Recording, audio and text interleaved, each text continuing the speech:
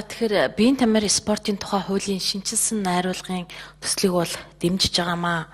Яагаад гэвэл одоо энэ хууль гарснараа өнөөгийн нөхцөлд одоо энэ биеийн тамир спортыг хөгжүүлэх, одоо иргэдийнхээ эрүүл мэндэд илүү их одоо хөрөнгө оруулах ийм болцооны хууль эрх зүйн орчин бүрдүүлж чадна гэж би ойлгож байгаа. Тэгэхээр бид нэр өнөөдөр энэ хуулийн зорилтон дээр бол биеийн тамир спортын салбарын удирдлага, зохион байгуулалт, үйл ажиллагаа, эрх зүйн үндсийг тодорхойлж биеийн тамир спортыг хөгжүүлэхтэй холбогдсон харилцааг зохицуулахад оршино гэж байна л да.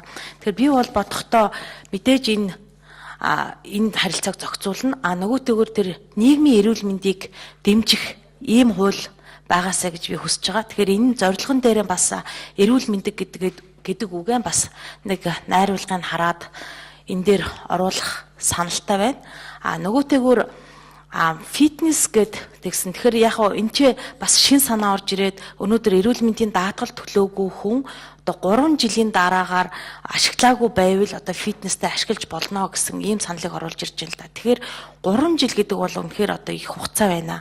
Өнөөдөр бид нэр эрүүл мэндийн даатгалд одоо хүмүүсүүдийг эм тариаг нь хөнгөлж болоод байгаа юм чи өнөөдөр бид нар яагаад эрүүл байхаас нь урьдчилан сэргийлээд фитнест нь ингээд хөнгөчлөл өгөөд ингэж явж болохгүй вэ гэсэн ийм санал байгаа учраас одоо энийг бол за ямар ч хэлсэн одоо тэр эрүүл мэндийн даатгалыг одоо фитнестэй холбох энэ тал дээр бол бас нэг саналуудыг оруулж ирээч гэсэн ийм нэг хүсэлтэй байна.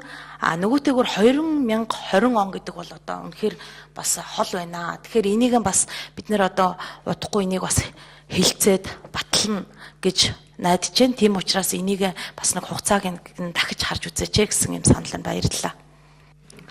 За, Баттамбар гүшөө.